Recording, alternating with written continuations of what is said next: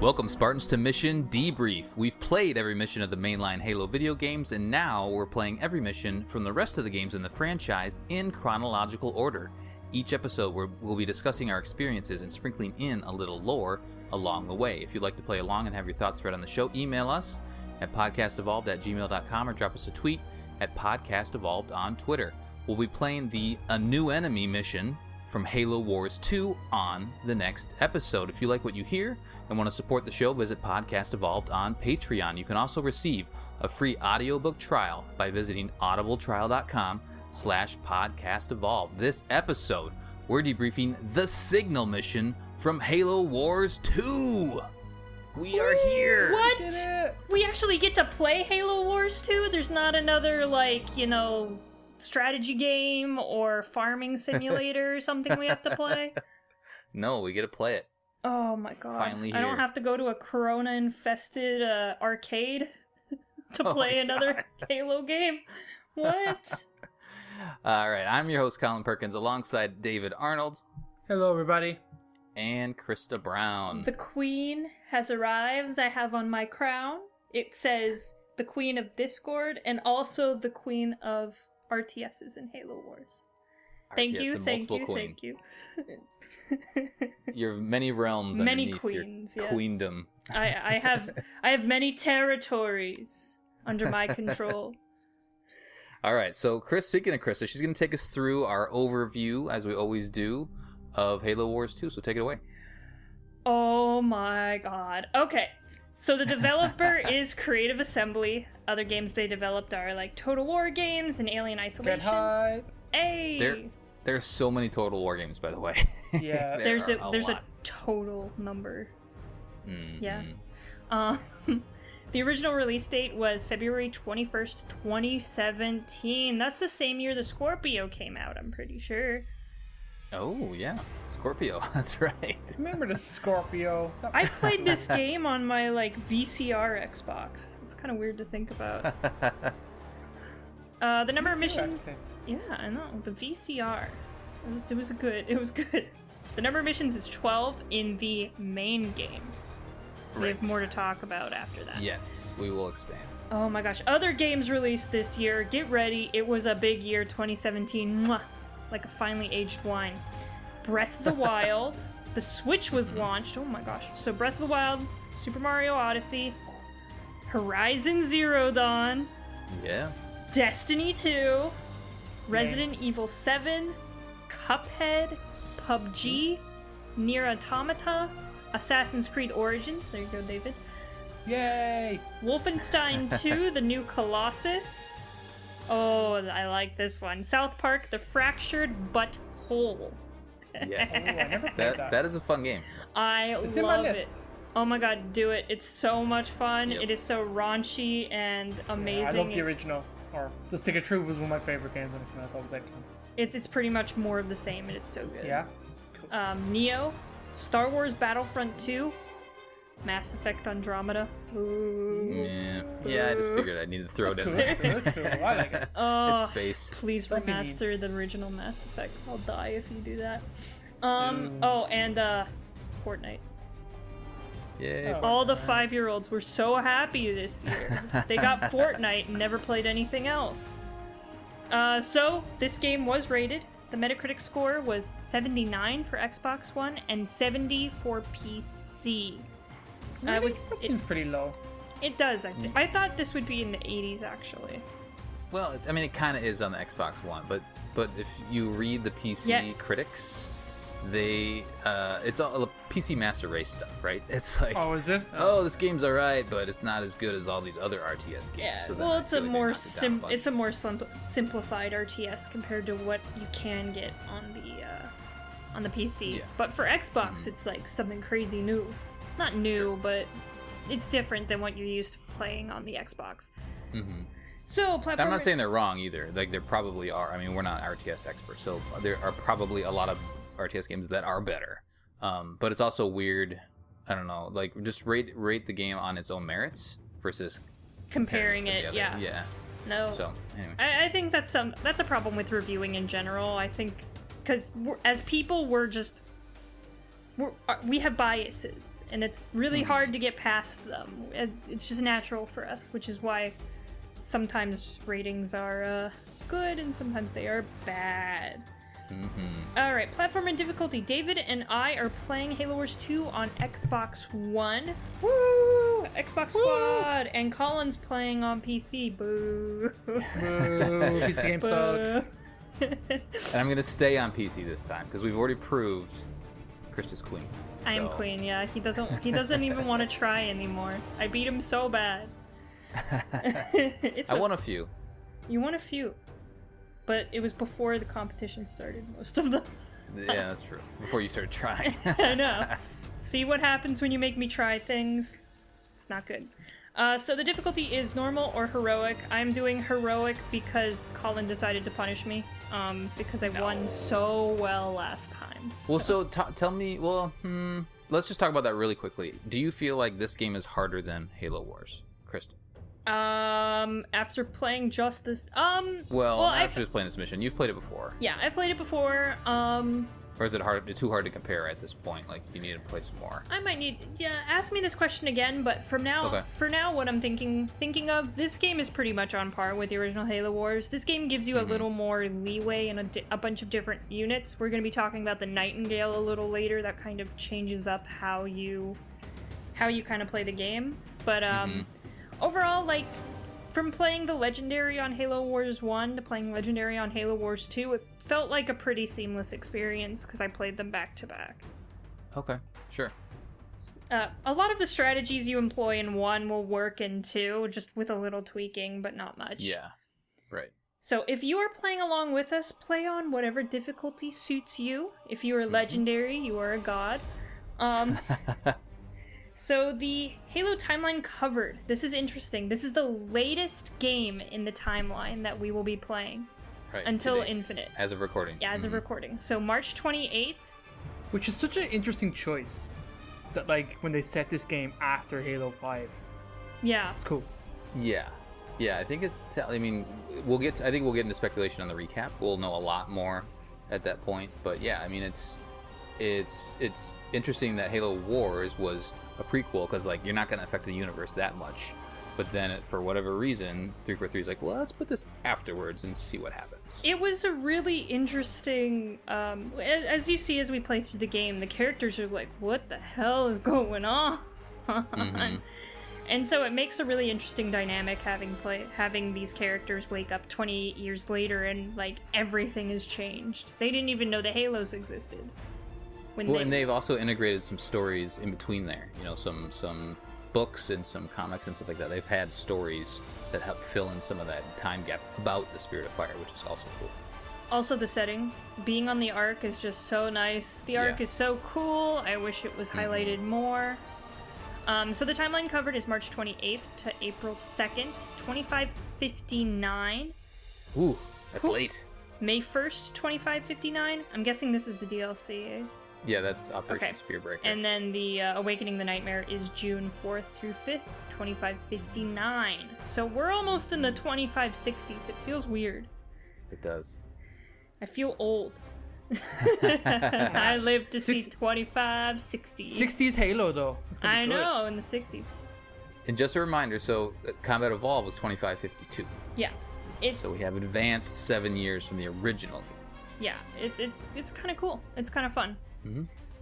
So the game versions, the standard edition offers the base game. If you pre-ordered the digital edition, you received Halo Wars Definitive Edition for free.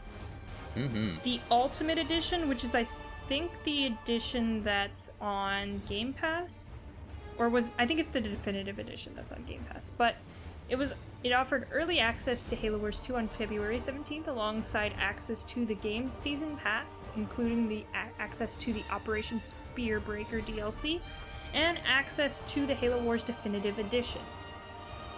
The Complete Edition, available following the launch of Halo Wars 2 Awakening the Nightmare in September 2017, offered access to the base game Season Pass and Awakening the Nightmare expansion, which isn't included in the Season Pass. Yeah, I remember that being a little weird. Yeah. The Complete Edition was only offered via digital download, while the Standard and Ultimate Editions could be purchased as physical items. I think I got the Ultimate Edition. I cannot remember for the life of me. I would have to go look at the case. Mm-hmm. Alright, so we have marketing. Some of the marketing for this was really, really cool. In E3 2016, we had our beautiful announcement trailer, and everyone died that was in that room out of excitement. Oh, that was such... I actually watched them again and some of the other stuff, but like watching the reveal trailer was just like... It brought me back to like, is Spartan? Is it that red team? He's got a red patch on his arm. Who's that? What's that? Is that a brew? What's wrong with his face? He's got a red thing. He's got a red thing. Because so in 2016, we didn't know if there was ever going to be another Halo Wars. No, this was totally out of the blue. Yeah, like once the original Halo Wars dropped, everyone loved it, and then it just radio silence. We had no idea if there was even going to be a second one to this, so it was a complete... Well, the developer was gone. Well, yeah. Microsoft got rid of Ensemble before Halo Wars 1 even launched, so like that was never a good sign. Yeah, for the game. So it was quite a surprise when Halo Wars 2 was resurrected, and it was just so epic. So we got some 2 live-action commercials, The War of the Wits. I think they're hilarious. They were real controversial. They were very controversial. Yeah. I think it was mostly with the like storytellers in 343 who wanted Atriox to be utterly terrifying, and making him a used car salesman didn't make him very terrifying. Yeah. It was pretty great, though. It definitely went viral, so I think it was supposed to be more of a viral marketing campaign, and I think it did that very well. So there's a car salesman one, and then there's the other one where they're on the airplane, yeah. And they're fighting over the armrest. It's almost like little Seinfeld sketches or something like that. It's weird. It's something completely different than what Halo has ever marketed in the past. There was a series of Viadocs on the Xbox and Halo YouTube channel. The story, new characters, strategy, multiplayer, new leaders, etc. Just kind of walking you through some of the new awesome. stuff. Yeah. I watched a bunch of them again today. Like, they're like... I remember when they first came out, like, the one that kind of builds the tension between, like, the character build of Atriox was so good. And then, like, there was also a great one with the music. It was one of my favorite ones, that the music was excellent. Guy named Gordy Rabb is the new the composer for this. And this soundtrack, I think, is one of the best Halo soundtracks. It's one of my all-time favorites. I think it's so good. It's such a unique sound, and for me, like, I really identifies the game and sets it apart. And I think that's awesome because you have all these unique characters in this very unique situation, and these 2 factions combating. It's just so good. And the Viadocs do a great job of building the hype for this game. It was really well done. And it's interesting because the soundtrack almost sounds a little more cinematic, like what you would find in an actual movie. Not saying Marty O'Donnell's didn't feel like that, but those older Halos just aren't as cinematic as this game is. Like, if you watch the cutscenes, it's literally like watching a movie, which is great. Yeah, absolutely. The next piece of marketing was the challenge room video, and I can only describe the room. So they take a bunch of players and they put them in this like Halo Wars like pod. It's almost I can only describe the pod as like the Darth Vader pod from like episode 6 or 5 or 6, I think, where he's like, it like opens and he's like just sitting in it. That's what it reminded me of. But I don't think I ever saw that originally.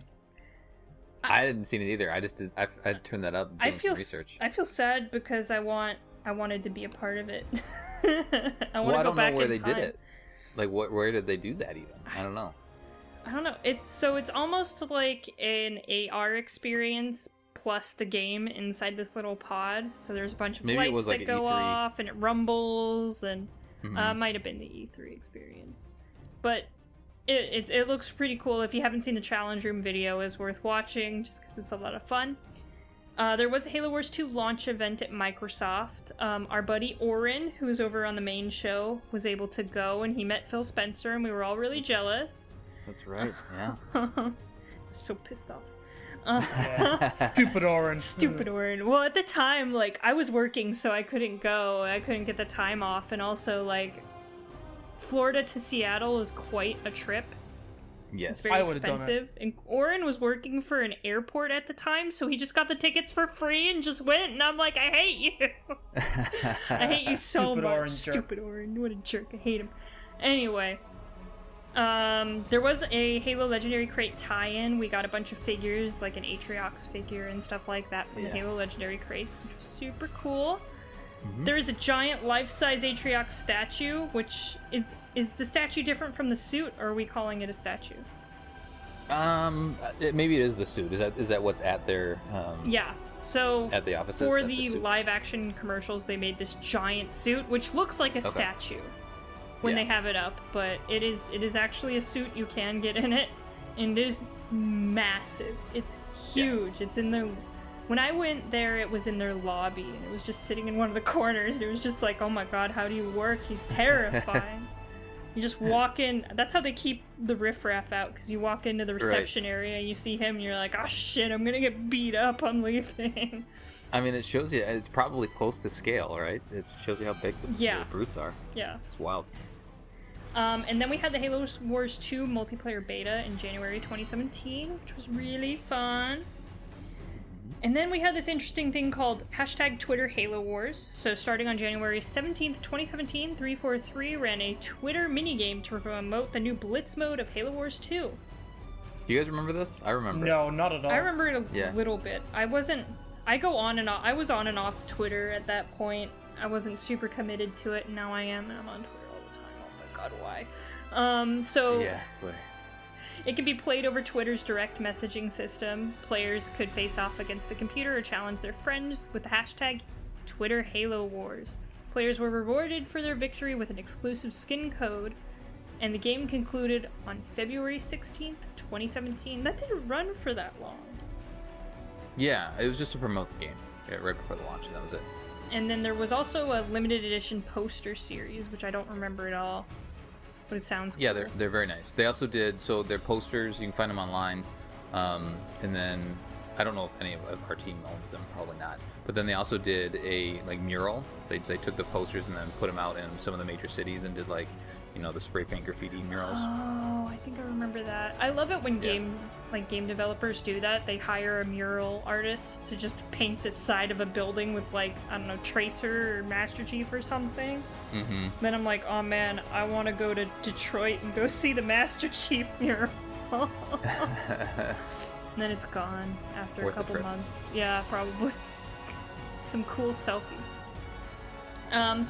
So some additional media. We have an original game soundtrack. Beautiful. Did they come out with a vinyl for this one? I don't know. I didn't see it in the notes. Possibly. Yeah, some video games they come out with a vinyl, and it's very cool for the hipsters. So we got a couple books that you can kind of read to. So this is all everything I listed off here is everything that's kind of current state Halo. Yeah. So the ones that I highlighted here, Krista, are ones that are direct tie-ins. And then the others are just State of the Universe. Yeah. Okay. Yeah. So the direct tie-ins are Hunters in the Dark, which talks a bit about the arc post Halo 3. We have. I'm listening to that right now too. By the way, it's good. It's good to listen to again. Mm-hmm. It's Smoke and Shadow, which deals with Forge's daughter Ryan, who Forge R.I.P. Renegades is the follow-up to that story. And then Saint's Testimony has to do with AIs. Is Atriox mentioned in Saint's Testimony? He might not be. I don't think so. Isabel might be or something, but I don't know. Oh, it might have been Isabel. It was all about AIs. Yeah, and there's a prominent AI character in Halo Wars 2, which we will meet in the second cutscene. She's pretty cool. Yeah, we'll talk about her tonight. And then some of just the general just world building post Halo 3 content is New Blood, Bad Blood, Envoy, Legacy of Onyx, and then Evolutions and Fractures has some relevant stories. So we have some of the comics. Tales from Slipspace, Something Has Happened, has to deal with what's kind of going on the Spirit of Fire while everyone's going a nap. Nappies. Big nap. That was like a little stealth story. I feel like they just kind of snuck in there. It's an interesting story, but it's also like totally not necessary. They just kind of wipe it away. And then we have The Rise of Atriox, which was a comic series that is now in a book. It's about 112 pages, and it just kind of has to do with learning about Atriox as a character, his rise to power, gaining allies, stuff like that. It really kind of reveals some interesting moments about his career and who he is as a character, because he's not just like a mindless villain. He actually has motivation, and he's actually a character, which is really cool. They build him up interestingly, but I'm convinced that this wasn't released correctly at all, because all of these comics should have came out before the game. Yeah, and especially Rise of Atriox. Definitely, because the Rise of Atriox stuff is like the first 2 issues, I think, just repeat pretty much the cutscene that you see in the game. It's like one of the full comics is pretty much the cutscenes. But I was also looking at because I have the full collection of it, and they were talking about how Atriox, they once they kind of created these cutscenes and everything and created the character, they realized how cool Atriox was, and they wanted to provide some more background. So it's, and I don't know how long the development cycle is and when they came up with Atriox and all that sort of stuff. So it may have been like down to the wire, or they may have realized like when they're getting close to launch, like, hey, we should do a comic, or a media piece to flesh him out a little bit more. So I could see how it happened both ways, but do yourself a favor and read it before you play the game. Yeah, it's worth the read. It's pretty cheap on Amazon, I'm sure. So we have some toys. We have a new series of Mega Construct sets and Mattel action figures, 12-inch and 6-inch for your pleasure. And then we have some collector's edition strategy guides that have in-depth looks at the aspects of the game, stickers and blitz packs, and then some cool concept art. So if you like strategy guides, strategy guides usually help with strategy games. So a good strategy to pick up strategy guides is go to Half Price Books, because that's where I picked up mine. You just go into like the gaming section, and every once in a while there's like a super cheap Halo book that you can just snag for like $5. Whereas if you go on Amazon and try to buy it new, they're usually in good condition too. But if you go on Amazon, they're 20, 25 and up. So anyway, that's how I grabbed mine. Hey. Thanks, Krista, for the overview. Now we'll get into.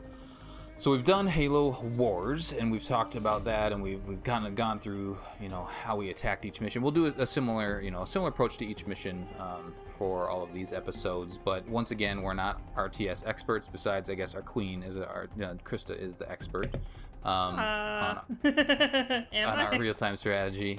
Well, you're the best anyway. I'm the best out of these 3. Yeah, exactly.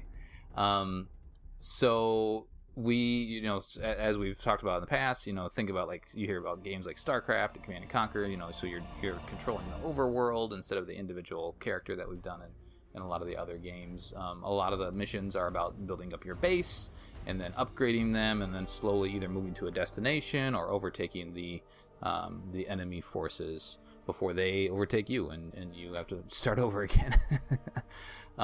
So just a super brief overview of our real-time strategy games. You guys probably all at least know what they're all about. The strategy guide that I have breaks down the story into 3 different acts. So mission 1 through 5 is Act 1. Mission 4 through must be 6 through 9. Mission 6 through 9 are Act 2, and then Act 3 is the last 3 missions from there. So I wanted to talk about the differences from Halo Wars, and there are a lot of the things are the same, but there's also some notable differences. One of the big differences is that power is different. Remember, we talked about lightning bolts in the original Halo Wars. Those aren't a thing anymore, but you still have to generate power. And power is something that you accumulate through generators, or I think they're called power nodes on the map as you capture them.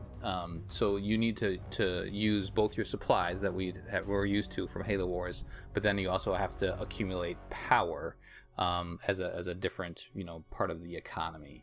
So that part's a little bit different. Any thoughts on that, Krista? Do you remember transitioning from Halo Wars to Halo Wars 2 and how much that changed? Does that simplify things, or does that help make things more, I don't know, complicated, like in a good way, I guess? Oh man, you're gonna have to ask me when we get a little further into this. I can't remember. That's fine. Yeah, I played one of the missions. Actually, I messed around with a little multiplayer, and it was like, okay, this is different. And I'm not an expert on RTS stuff, so I'm not able to comment. It seems like it makes it a little bit more complicated, which in a good way, to make it a little more interesting. But you know, once we cover the next mission, we have a lot more of this first mission is very basic, so the next mission we'll get into that a little bit more.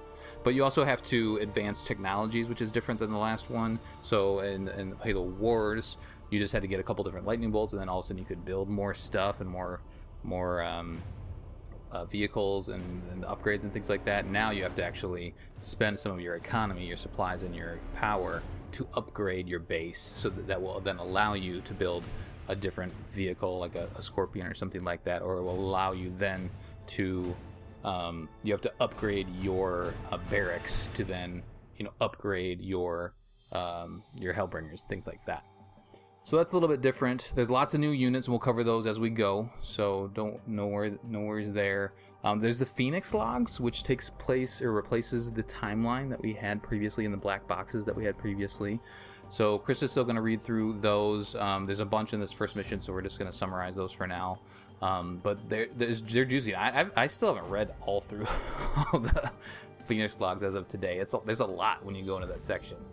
So, but it's good. It provides you a lot of good background on Halo. So if this is for some reason a jumping on point for you, you can really dig in and get a lot of the universe from this game.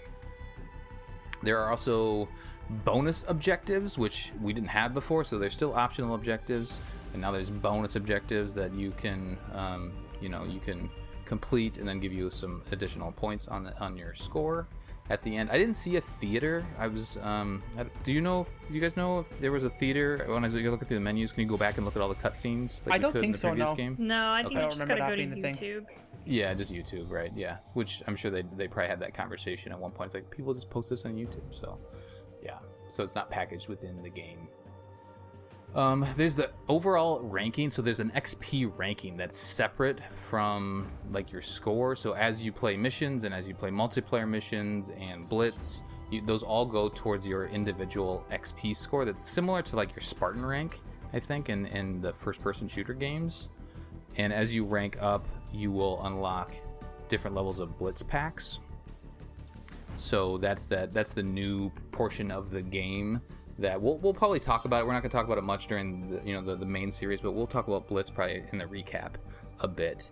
And it's a different game mode that it's like a monetized game mode. It's supposed to be a shorter, like tighter version of a multiplayer. I wish they made like a single player version of it, because it seems like a cool mode, but you need to have an online player to play against.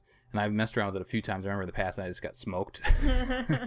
So it wasn't that fun. It seems interesting though. I wish you could just pop in and play against the AI. Didn't they have a Blitz mode firefight? There is a firefight mode. Yeah, you're right. There is a firefight. Yeah, just play firefight. It's almost like a... I don't think I tried any of these modes. I don't think I did at all. I tried firefight. It's almost like a deck building game. It's like an RTS and a deck building game all in one. So it's pretty interesting. Blitz, right? Yeah. Blitz had the decks, right? Yeah. Okay. That's why you had to open the packs for it, the Blitz packs. Then you got different cards. It was interesting. I liked it. Yeah, I think it's interesting. So we'll talk about that later in the season, I guess, in our coverage of Halo Wars 2, once we have a little more experience refreshing our minds about it. So difficulties is... So in my strategy guide, and as you remember when we covered Halo Wars, there were a lot of different things that went into the changing difficulties, like you'd get more health, or the enemy would have less health on easy, or there would be maybe like a mega turret that didn't exist in the other difficulties. It seems, as I'm reading this, and maybe we'll find out as Krista plays on heroic and we're playing on normal, there are some differences like that, but according to the strategy guide that I have, it more or less just says the harder difficulties are just harder. The computer is smarter, and it is more efficient in the higher difficulties versus trying to throw modifiers at you, which you can still do with the skulls, but it's not the game itself.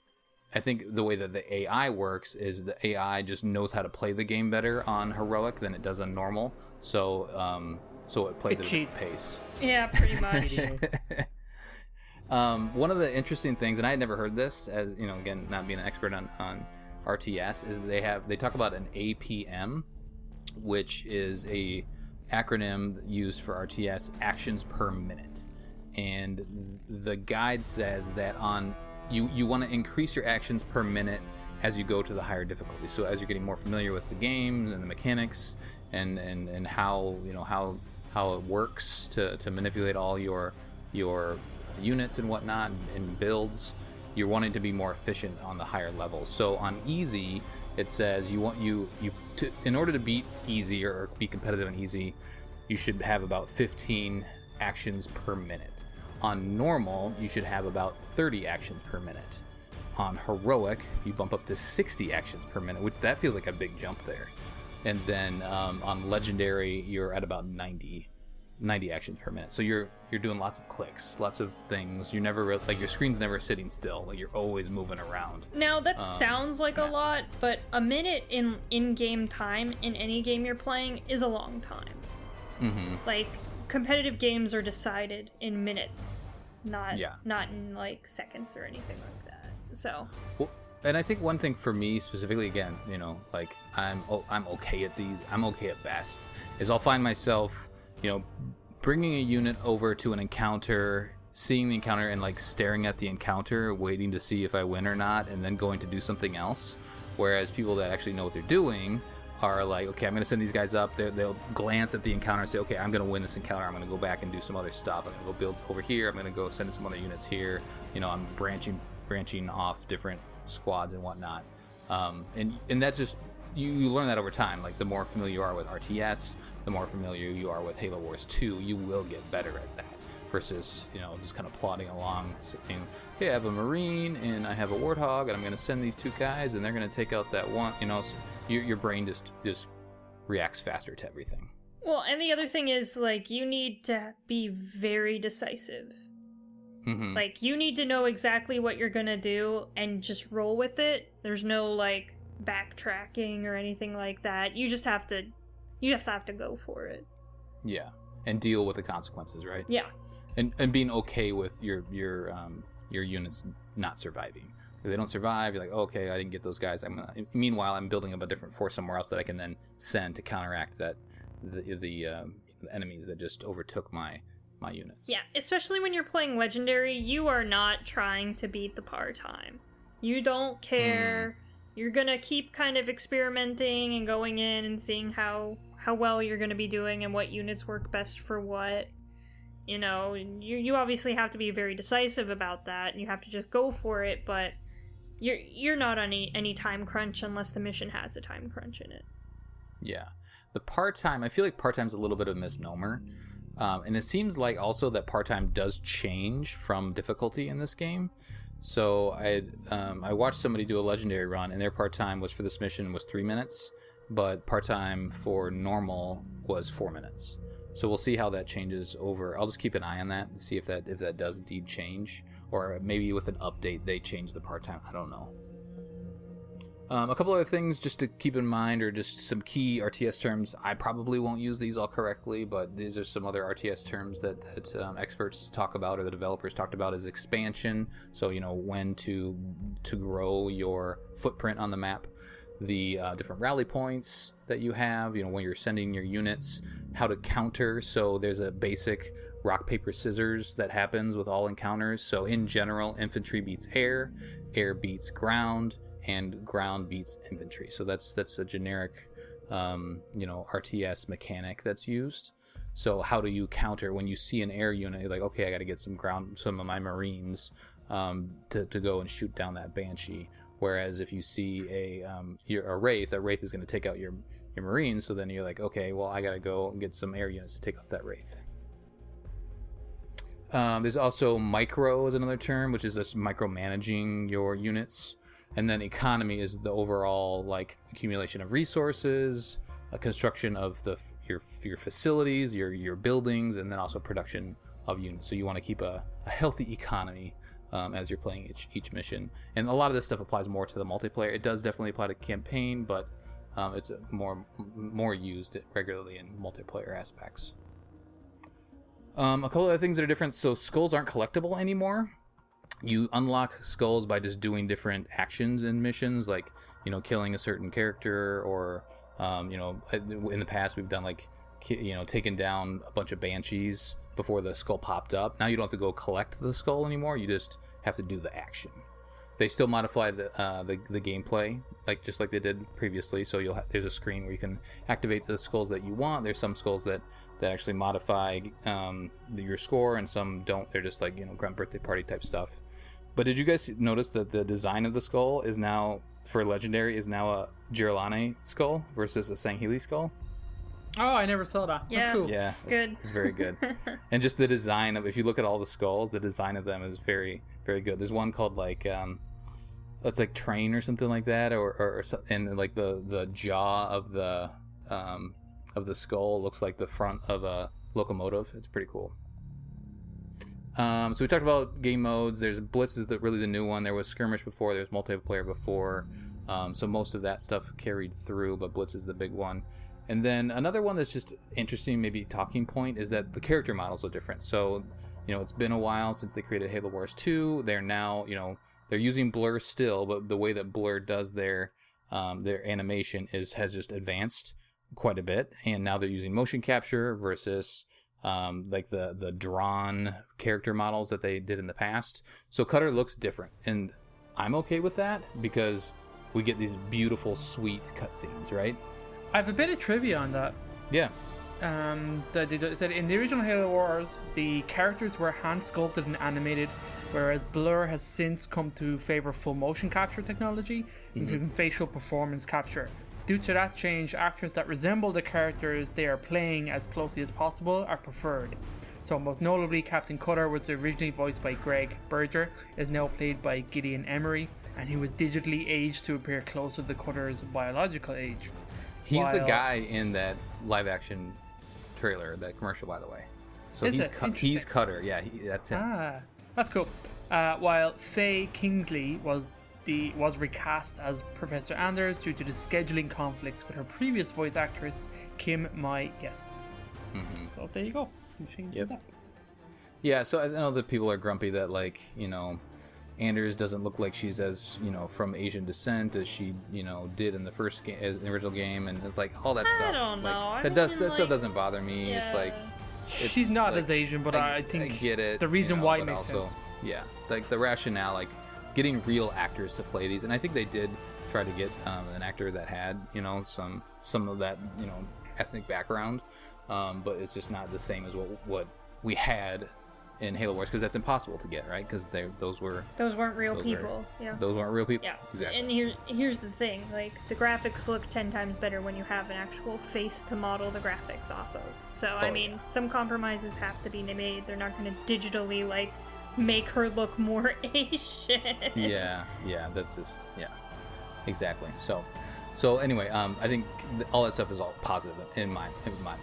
Some of the stuff that's the same, a lot of the mechanics are the same. You're still moving units around. You know, it's RTS, so a lot of the stuff, it feels similar to playing Halo Wars 2, Halo Wars. You know, you're still building bases. You're still moving your units around. You're still, you know, if you want to. Oh, what was the term? We've talked about like turtling, and one of the terms. Yeah. I think one of the terms I read in the strategy guide was like death ball, where you just like, you know, have this little wad of units that you move around. And they definitely said like using that strategy is okay on easy, but you know, on the other difficulties you need to you know, disperse the ball. Scoring goals are still a thing, but we don't have 10 anymore. No more 10. Aww, sorry, David. We don't have a rating. Whatever. For I never got. I didn't get no 10s. And then I think there's some achievements that are tied to getting gold and all that stuff on missions. So again, we're not going to do the competition like we did last time because we proved that Krista is best. from our crew here, so we're just gonna forge ahead with, we're just not gonna really care about the score. We just want to complete the mission and talk about the story. And then you can still save your game mid-mission and all that sort of fun stuff. We got some tutorials to do. I don't know if you guys ran through them. I like the tutorials, the basic controls and the advanced tutorials, where you're inside the Spirit of Fire, roaming around, and your enemies are other marine or other colored marines, like blue marines or something like that. It's teaching you how to play the game. I thought that was clever. I don't think I've ever done that in my entire life. I don't remember that at all. It's worth it. It's worth it. Yeah, give it a shot. You get achievement, I think, for doing it too. Oh shit! Then I've probably done it actually. Probably. And then there's a Blitz tutorial as well, which we'll talk about later on. Okay, there we go.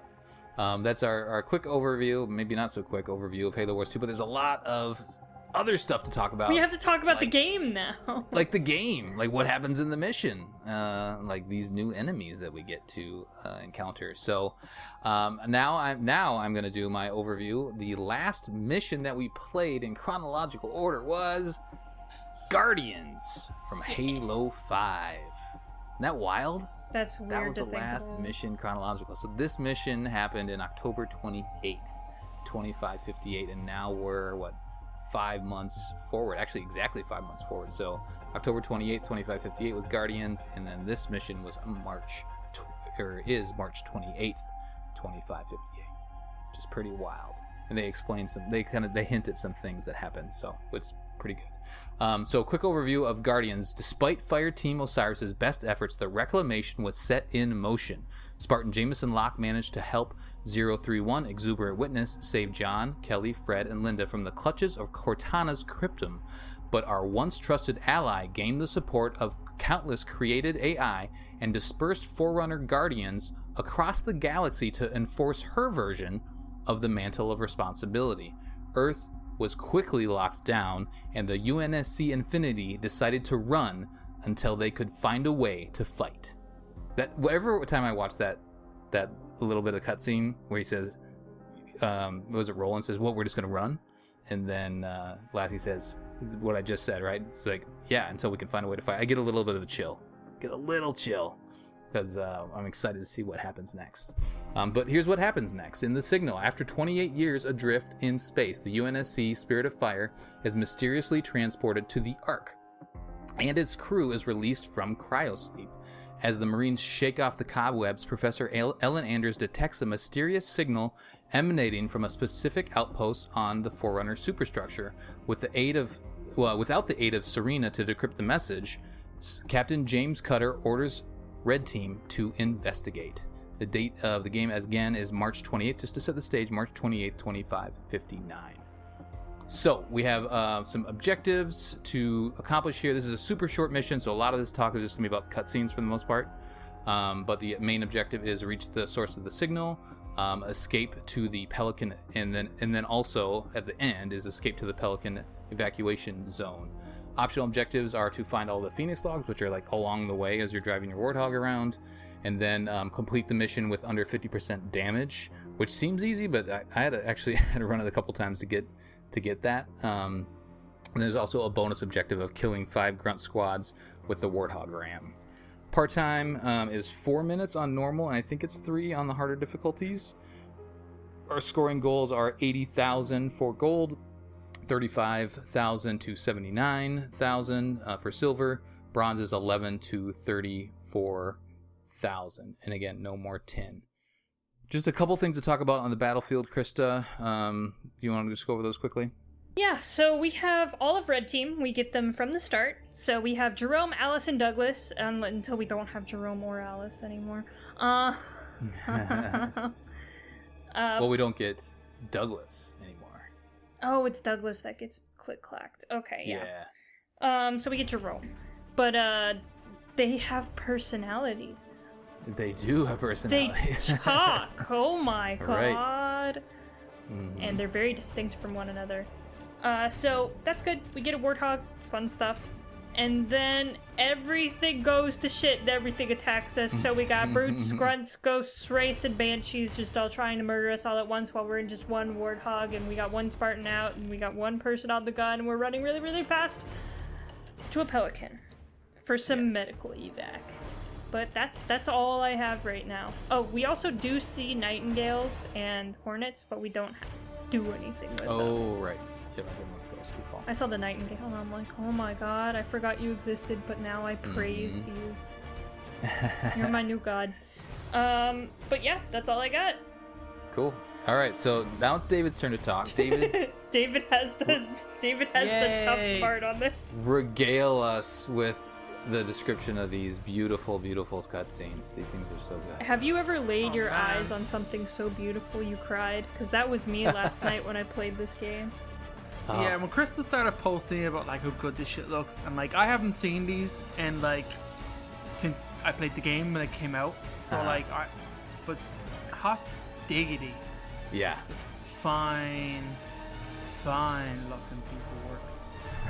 You can see the difference. Like if you go from Halo Wars 1 and 2, just the difference in the cutscenes. It's so good. Like I mean, we get and the intro to this game is like it's so hyped too. Like it's so well done. God, I don't even know where to start. Like I mean, start at the beginning. What's the first thing you see, David? The first thing we get is it's kind of a lead off to like how Serena ends Halo Wars 1, which is like something has happened, which actually ties into a short story that Colin mentioned earlier. It was a comic in Tales from Slipface, and it's just like essentially it's okay. It starts Spirit of Fire in space. It looks beautiful. It's in the background. There's all the sea. Spirit of Fire. Space. You get like the little kind of blurb of like, you know, the status is like lost at all hands. The year is very important. Like they said, we knew going in, but like 2558, which is 28 years since they were awake, and you just see the ship kind of lights come on. You see it kind of powering back up and things reopening. And as you're watching, Serena is talking, and then it becomes clear that this is a pre-programmed speech that she's made. Because Serena could only last 7 years, and it's been 28 years. So you like how they show Forge's empty cryo? Empty cryo, yeah, definitely. So like to kind of hammer it home of the losses since the last game. So it's pretty cool. It just shows the crew kind of waking up as Serena talks to Cutter about like no mention of, you know, the flood infected sections of the ship you know. Jerome. Was it Jerome or Douglas? It was Jerome. Yeah. Jerome came I feel like that's why they kind of crammed that in after the fact. Yeah. And it's fine. It's a cool story, but yeah. Yeah, it is a cool story. Yeah. Anyway, that's the something that happened, just in case you were wondering. But it kind of just shows the ship waking up again, Cutter moving throughout the ship. This is kind of slow reveal of him walking, hands behind his back, and everyone kind of saluting. Everything looks so sexy. All the people, the corridors, man, it's so good. It's pretty dope. So pretty much Cutter is making his way to, you think it's the bridge, but I think it's the observation deck where the lab where that's his like set up. Didn't he talk about that in the first game? How it's like his personal quarters or office, but she's taking it over. I don't think it's his office or quarters. It is an observation deck. It is a thing just for looking, but like it's not a lab that she just takes over. She took it over as a lab. It gives my work perspective. I think it was her quote. Yeah. Good memory, me. Look at that. I'm pretty proud of that. Oh, the other thing that was cool to notice is that if you watch at the very beginning, you could see the elevator he gets in. So, you know, he walks towards the camera, and then you watch the elevator go down all the way from to the outside of the ship, and it kind of scrolls down. Having an elevator on the outside of the ship doesn't seem very safe. It seems like you might die in the elevator. Good point. You get style Having points. Big windows on spaceships don't make sense. Unless it's the super cool engineer windows where it's just like they made the hull clear because they're magic. That's true. From Kilo. They just took the seeing part out of it so you could see through it. Yeah, that's good science. That's how science works. I'm a scientist. So immediately you're introduced to these two main characters, Captain Cutter again and Anders, and like we said, mentioned they look different. Because of the actors and stuff, but I think you can see like the performances are way better straight off the bat. You can notice the difference in how these two actors perform. So they're pretty much talking about like, where the hell are we? We don't have a slipspace drive, so we haven't been in slipspace, but we've arrived somewhere where we shouldn't be. we're way off track. We're not on the map. We don't know where we are. And there is a massive object in front of us. Well, she says specifically, like, they were taken, or no, what Cutter looks at the data, we were right? brought here. Yeah. So Anders proposes, and she's really excited, by the way, which I think is pretty funny. You can tell how happy she is, and like she's thrilled with what's happening. Yeah, no small talk from her either. Not at all. She's all business still. Yeah. So it's pretty much like, we're here. We don't really know anything. It's a crazy looking thing. We, the player, don't recognize straight away. They're at the Ark. Obviously, they've been out of the loop for 28 years. They've no idea what's going on. And they're kind of like trying to figure out where they are. And then they receive a signal, a UNSC signal, which they get very excited about. And then they can't decrypt it because they've been they're out of date from the military intelligence and their various encryption protocols. But they don't have Serena anymore. Like maybe Serena and they don't have could Serena. That's a big deal. Yeah. Without an AI, it's kind of like they're hindered in a big way in certain ways. Like they can't break through either the encryption or like what's jamming the signal. They can't even tell exactly where it's coming from. They just have an approximate location. I like the idea. I like Cutter's breakdown. Is like immediate synopsis of, if we've improved our technology and our encryptions, it's a great sign that we've potentially won the war with the Covenant and that we're still around. So I like how he quickly deduces the positivity from that, and how like that is accurate. So that's pretty cool. So like the first mission is pretty much, okay, we have to go track down this signal. And Anders is pretty much the exact same, where I want to go. I'm going first. Me, pick me. Yeah. But that's how she was in the last one, right? Yeah. You are a science lady, so now you're a AI lady until you're not the AI lady. But then that's pretty much where the first kind of cutscene ends with just like showing you the kind of the arc. Yeah, and the hologram technology is improved. You know, like the way that they show it in this cutscene is great, but it's consistent with what they had been doing. You know, it was similar with the holotable and things like that. So it feels very like, what's the movie? It's like Iron Man, or what's the other one with Tom Cruise in it? You know, Minority Report. Yeah, Minority Report. Yeah. So Halo's adopted that, right? Which I love, which is very good. But I just want to mention a couple things. Something mysteriously brought them here, which is weird, right? And they say it explicitly, like we dropped out of a slip space portal. What was it, like a week ago or a day, like a little bit ago? And here's the thing: they were awakened. They don't have a slip space engine. Exactly. So something transported them there, and then I think there's an off comment like, "Oh, well, something from here brought us here." Yeah, something on this end opened it up and must have brought us here. Yeah. So that's an interesting point, and we'll find out if that plays into the larger story. But I think that it's very curious, very curious. And then there's also this mysterious signal that maybe somebody on the other end of the signal is the one that brought us here. I don't know. We'll find out here in a second.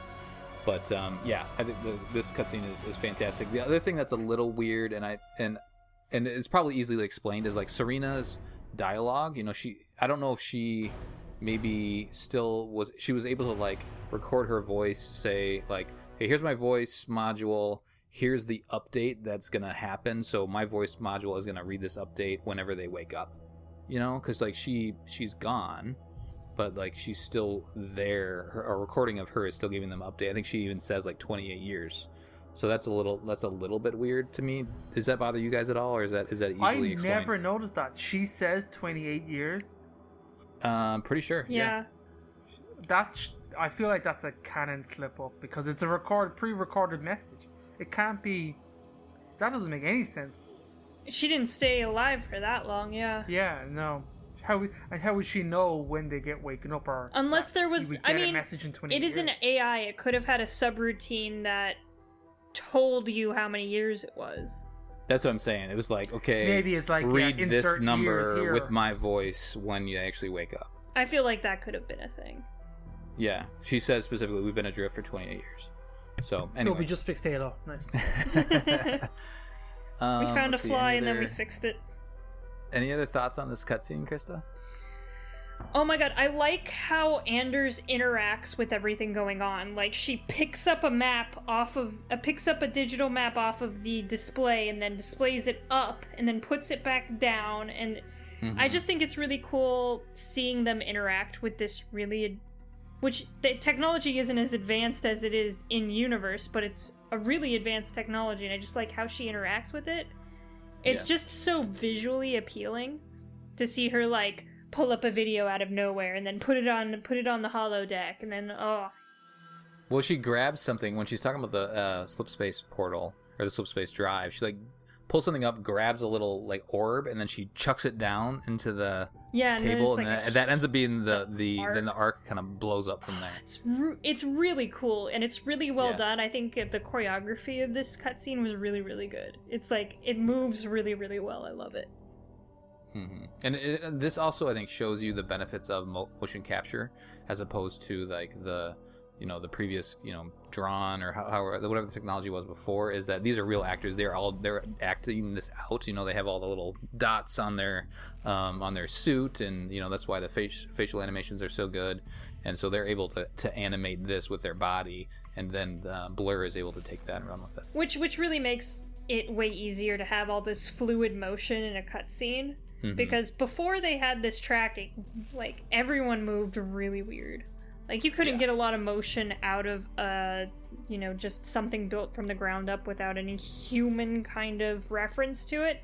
All the motion looks really weird and very stiff, but this looks very fluid and great. Yep. So then we get to our mission briefing screen that it just fleshes out the story a little bit more before you go and interact with each mission. I love before this you part. actually. I love. Yeah. These. So these the at the very top of the screen it says unexplored installation, which is very true for them. Like they don't know where they are. And then the map, the setting is the UNSC drop zone, just kind of where they're plopping people people down. Then Anders talks about how they've narrowed down the source of the signal to a specific region, so they actually sent out a recon team in advance, and that's when you are red team here, you'll see that recon team has already been there. So I thought this was a little weird that like you're the recon team, but we send out recon teams in front of the recon teams. Yeah, I'm like, too many recon. Yeah, I was like, I thought you were supposed to be the one reconning, not meeting up with recon. It's like that meme with the two Spider-Men like pointing at each other. So it's that. Yeah, right. You're the recon team. I thought I was the recon team. Well, and I think you also assume that red team is the recon team because Cutter says specifically to Douglas or to Jerome, he says travel light. You are the recon team. Well, it says travel light, so it's like, okay, you're gonna go search stuff out. But yeah, I agree. All right, so let's get into it. You get plopped off in your cute little warthog, which has been upgraded, by the way, from the old style to the new style mysteriously. But now you have those handlebars that are on the outside of the warthog. And this whole mission is just kind of teaching you how to move something around. If you didn't do the tutorial, select your unit and plop it. Click on the different parts of the screen and the map, and then it's going to move to that spot. You're going to pick up those Phoenix logs along the way, and then you're going to stop at some point. It is interesting though. I like how they explain those barricades. So the barricades that you've blown up, those were put up by the humans that were already on installation 00, right? Yes. So they were trying to stop whatever we're going to encounter here, right? Oh no, it's the flood. It's always the flood. So there's a couple different barricades that you have to blow up, and with your warthog full of Spartans, which is also pretty sweet. And so Alice, I think, is the one that's on the chain gun. She takes down those couple spots. Then you advance through. You do a little fun warthog jump for some reason, so you have that ability to do that. And then you tool around. You go through a portal. And so it's just, again, like putting the setting, like all this weird stuff is this alien technology is in place on this installation. You get transported down to a lower section. You go around, and then you're right outside of the Henry Lamb Research Outpost. Yeah. Yep. And so Henry Lamb is, interesting enough, is in that book I'm just reading. He's in Hunters in the Dark. Yes. So that's a cool tie-in there. So the other thing that they mention is, as you're kind of mysteriously working around this map and trying to figure out what's going on, is you see a lot of plasma burns. So you're like thinking plasma burns, okay, this is going to be Covenant technology that we're going to encounter here pretty soon. You pull up in your Warthog outside of Henry Lamb's research outpost, and then we get another cutscene. David, what happens in this cutscene? Oh my god, cutscene in a mission, so good. 2 cutscenes. It's like real video games. All right. So what you get to see is kind of a nighttime view of the research post. It's kind of where it kind of breaks you in. It shows the red team kind of moving into the facility. It's all fucked up. It's all in bits. The Spartans look so good. Yeah, oh my they god, this is some real Spartan 2 shit, man. They look so good. And they're still in their Mark IV armor, right? This is like way old technology. Yeah, there's a bit of stuff there. Let me read this real quick. So, in the pre-rendered blur cutscenes, the Marines wear human Covenant War era battle dress uniforms similar to the ones in Halo Wars, but in gameplay as well as artwork, the Marines wear post-war BDU design introduced in Halo 4. The Spartans' armor varies similarly between gameplay and cinematics, where the blur cutscenes use Halo War's original Mark IV armor. Red Team's models in-game and in artwork appear to be more closely modeled after the Mark VI Mjolnir. Okay. So the in-game, when you're playing the game, they look closer to the current stuff, but that's, Yeah. not a huge deal. Not a huge deal. So you see, I think it's Douglas, one of the team, he activates a console, and up pops our newest main character, the really gorgeously good-looking AI of Isabel. Yes. And she looks so cool, like... She does. And she's orange. She's orange, but there's also a hint of color there as well. Like, she's got, like, a bit of flesh. She's wearing, like, kind of clothes, like, fatigue, like a top. And, like, her hair is colored and everything, so she looks human. Like, the closest AI avatar I've seen to looking human. Which is really interesting.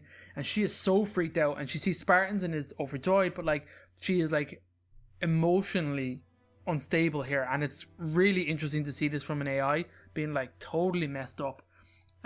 They say when she pops on right away, doesn't it more or less say that she's the one that sent the signal? Yeah. Like, it says on screen, distress beacon activated. Right. It does, it does. And I wonder if that was just from him touching the console, and obviously she boots up.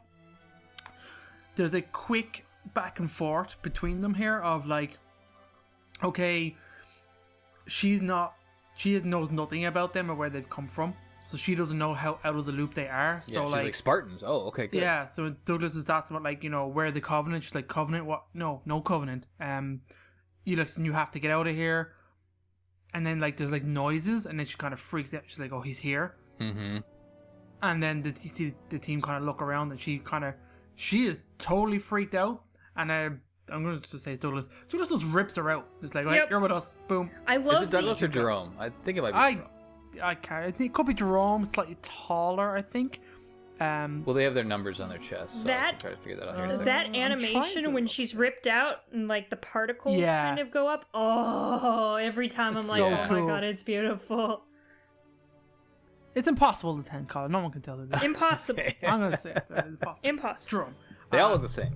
They all look the same. So what we get then is like red team moving into like a kind of open space inside the terminal, and it immediately goes bad. They get attacked by a brute, and he just beats the shit out of him. It's such a cool scene. He just whips him around. He has like a grav kind of hammer thing. He kind of pulls one of the Spartans in and rips him to shreds. He's knocking them left, right. Douglas kind of stabs him a few times. He does a kind of cool move. He gets kind of fucked up. And then he kind of goes in for the kill, and Atriox just crushes him in his arm.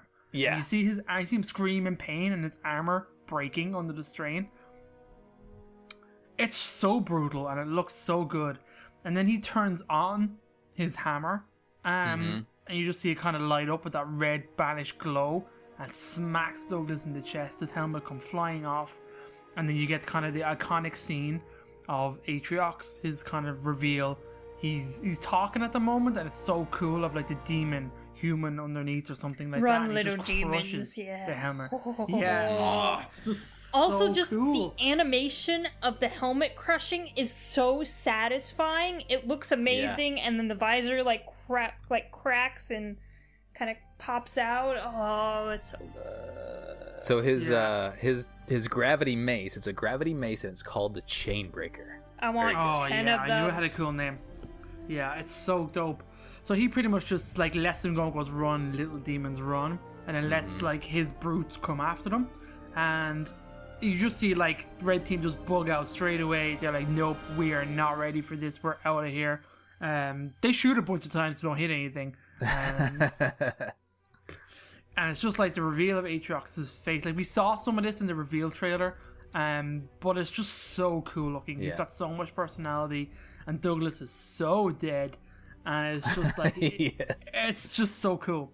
You see him shooting, and then just kind of passing out as he's kind of dragged away, and then all the rest of the brutes just kind of chasing after them. And then in an uber like overkill scene, you see like red team get into their warthog and call for air support. Like straight away, get us the fuck out of here, blow this place up.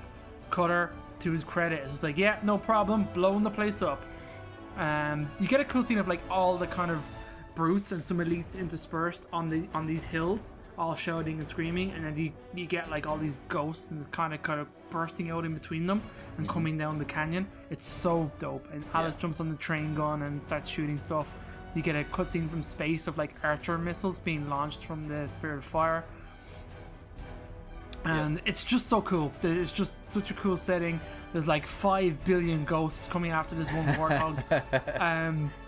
So unnecessary. And there's something else coming after them. I don't think it's ghosts, because it looks like it has wheels. I'm just looking at it there now again. I don't know what it is. Oh, it's a different. There's a different vehicle that will. It is a different vehicle. I thought so. Yeah. Yeah. So that's just kind of. You see like the screen holds for a split second after those vehicles chase after you on the research facility, and you see the missiles coming in. Yeah. And like when the cutscene stopped, I was like, oh man, what do we not get to see? But you do. But it's not in the cutscene form. But you see the missiles land. Mm-hmm. In cutscene in game. Can we talk about the like little like mini cutscenes where they look like little Mega Bloks characters? Oh my god, it's so adorable. I love it. Yeah, they are very good. So a couple comments from me. When Atriox says, "As I suspected, nothing but a man," super powerful, because this may have been the first time it was revealed officially, at least to the Banished, that these Spartans, they're not like robots. Yeah. Or whatever they are. Well, Atriox has a bunch of like Spartan armor like on his shit though, right? Huh? I think he has. I don't it's think Marines and ODST stuff. Oh, yeah, okay. because like in canon, I don't think they met. Like the Banished and Humanity have met briefly. Like he's raided certain places, but he hasn't met. But I don't think Spartans. they've been in direct conflict. Yeah, because Oni knew about him, but like only like peripherally from like other sources and stuff, and from like footage of him like raiding human locations. But I don't think the Spartans have never come into contact with Banished that we know of. And for him to hit him so hard that his helmet pops off, like that's good. Yeah, that's amazing. And he probably disabled his suit a little bit when he crushed it in his hand. But that's pretty wild. The what was the other thing I was gonna mention here? That might have been it. So yeah, it's very good. They also show the Sangheli, which are also part of this new faction, the Banished, and we'll get more into them in a little bit, I think. But super they're great. touched on in the comic of like where they come from and who they are. Yeah. Very. That's all good stuff. So definitely read that. Read that comic. And then from there, you run the hell out of there. You hop in your warthog with your 2.5 Spartans now. Douglas is out of commission, and you just get the heck out of this area. You can run over some grunts to get that bonus objective if you want, or you can just try to skedaddle out of there and survive. But it's not really worth engaging any of the enemies, because the whole objective is just to get out of there. Yeah, so I mean, and then I guess it's interesting how Alice then she pops out. She's like, okay, I'm going to protect you guys. She pops out and then fends off the Banished, while the other two Spartans, Douglas and Jerome, they get on the Pelican and escape. So and we'll deal with that kind of plot point later on in these first couple missions. The other thing that I was going to mention, I remember now. Do you think that the Banished were trying to figure out who, what the Spirit of Fire is all about in this UNSC faction? Were they waiting there, or did they happen to get to did they intercept the signal at a similar time, and they were coming to this outpost? Did we both kind of get there at the same time? Do you guys have any thoughts on that? Do you think it was like an ambush? I haven't thought about it, but it's reasonable that he was waiting to see who would come for the beacon. Mm-hmm. He's smart like that. He probably was a trap, but you see, the forces that he had there, he was probably expecting something big. Do you know what I mean? He was expecting something more, maybe. A bunch of reinforcements or something. He might not know that the portal shut down on Earth. Yeah. Mm-hmm. But that was something that was. Did we talk about that in the cutscene mention? So the portal was shut down on Earth, because of the Created. Yes.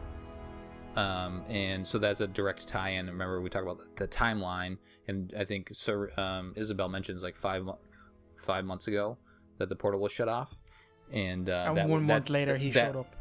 So that aligns perfectly with when, the Guardians and Cortana and all that stuff. What else you got, Krista?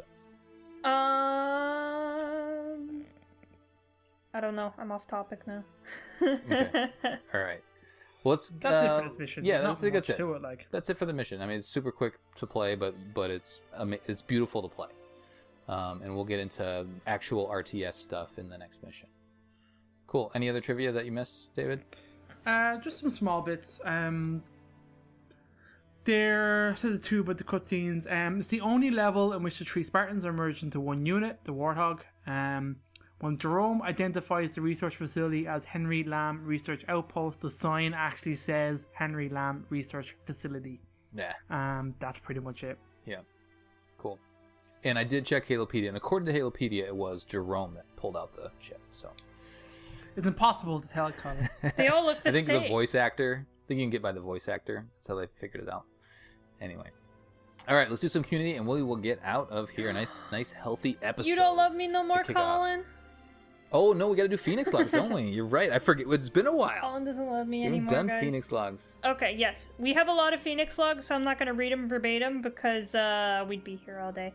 Because there's 6 of them. Because Halo hates me. All right. So we have a series. We have 2 series of 3. The first series is the Healing of Old Wounds. So the first one is the Journal of Nathaniel J. Palmer, archaeologist at Henry Lamb Research Outpost. The date is 3/16/2558. Nathaniel's kind of marveling at the vastness of the Ark and its biological diversity. The Ark has suffered a lot of damage, and so his research team is activating dormant retriever sentinels. The last time they were active was in Hunters in the Dark 2555, where they decided to retrieve from the actual Earth, and it was really cool. And so they sent the retrievers to some lifeless planets, emphasis on lifeless, to help repair the Ark. If you haven't noticed, the little planetoid in the middle of the Ark is pretty much gone now, because that is a planet they captured for its resources, and it's pretty much tapped out at this point, so they have to go somewhere else. And so the Healing of Old Wounds, that's what they used to rebuild. Yes, the Ark, and build halos as well. That little planet in the middle builds halos. So it's kind of been tapped out. It built an entire halo, and then it tried to repair the entire Ark, so it ain't looking good. So the Healing of Old Wounds Part 2 is 3 months later. The Retriever Sentinels are diligently working on the repairs, and they are rebuilding the ecosystem. And Henry Lamb's like, what? They can build ecosystems? He's very impressed. The Healing of Old Wounds Part 3. Nathaniel is amazed by the rebuilding of the Ark and wishes he could tell his family and show others. Of course, everything is super top secret Oni shit, so he cannot tell anyone, nor does he have the technology to do so when he is literally outside the galaxy. So the next 3 are A New Bridge to Cross. So this first one is, again, the Journal of Nathaniel J. Palmer, archaeologist at Henry Lab Research Outpost. The date is 4/2/2558. So Isabel is finally assigned to the outpost. She's really excited and eager. She's kind of like schmoozing with all the other researchers. Henry Lamb is like the old crotchety researcher that hates everyone was actually having a nice conversation with her. And so she's here to help them discover more stuff on the Ark. A New Bridge to Cross Part 2. Nathaniel looks back at the hopelessness felt during the Human Covenant War, and he's hopeful for the future and enjoying the newfound peace in the galaxy, which is helping him do more research. Little does he know. Bum, bum, bum. Mm-hmm. And then A New Bridge to Cross Part 3. Nathaniel's just kind of gushing about how technologically advanced the Ark is. That's pretty much it. He's like watching the Ark like build paths and stuff, not just rebuilding itself, but like cutting out, bridges and cliffs or whatever. He's like, wow, they know how to do that? That's amazing. And we're all like, yeah, we know. Forerunner shit's amazing. Shut up. Anyway. Yeah. Those are the 3. From now on, I think there's only 2 per mission, and I will read them verbatim for you guys. Thank you, Krista. So a lot of good. It just fleshes out the, like a lot of these logs that we find in Halo or in video games in general. Just kind of fleshes out the universe a little bit, and maybe little nuggets that are dropped here and there that we could use to put the whole story together. Okay, now let's do some community. David, what do you have on Facebook? Now, a lot of answers on Facebook. We have Colin Perkins, the admin, June 9th at 10:34 p.m. You wake up from cryo after 28 years of floating in space. What's the first thing you stuff in your face to take the edge off? Question for Mission Debrief, Halo Wars 2, the Signal Mission. This one can get saucy. There's a lot of actions or comments in here, so I'm touch upon some of the general ones. A lot of people like cake. There's a lot of cookies. Ben and Jerry's, I'm all about it. Some English breakfast in there, I think. Yeah, there's some good stuff. Extra large pepperoni deep dish. Fuck you gotta read Trent. I'm getting there. We got some things I don't even know. Hottest buffalo yummy wings. I only just got that this very second by Matthew. That's really good. That was good. Patrick says, "Oh man, the Discord is gonna be raunchy, lol, and mine would be a big ass cinnamon roll." Trent pops in with, "You're not wrong," with a picture of Chris's comment that just says dick.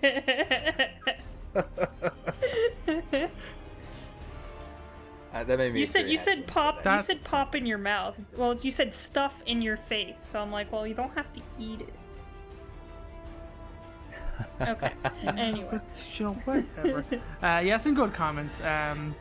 I don't know what this is, but it might make sense. I'll have 2 number 9s, a number 9 large, a number 6 with extra dip, a number 7, 2 number 45s, 1 with cheese, and a large soda. So that's obviously Trent's order in a very specific GTA. place. Is it GTA? Yeah, it's from GTA. It's a GTA reference. Who plays GTA anymore? Apparently not you. Yeah, apparently everybody. Anyway, that's pretty much all I got. Some good stuff though, guys. Well done. Thank you very much for all your comments. Absolutely. Okay, Discord, how raunchy did it get? Oh, it's not too bad. Or did you set the bar? I set the bar, I'm always the best at being raunchy. But King Big Beard says, Taco Bell quesarito with nacho fries and extra, emphasis on extra, cheese sauce and a Baja Blast. I gotta love Taco Bell. Yum, yum, Baja. yum. It's Baja. Baja, but there's a J.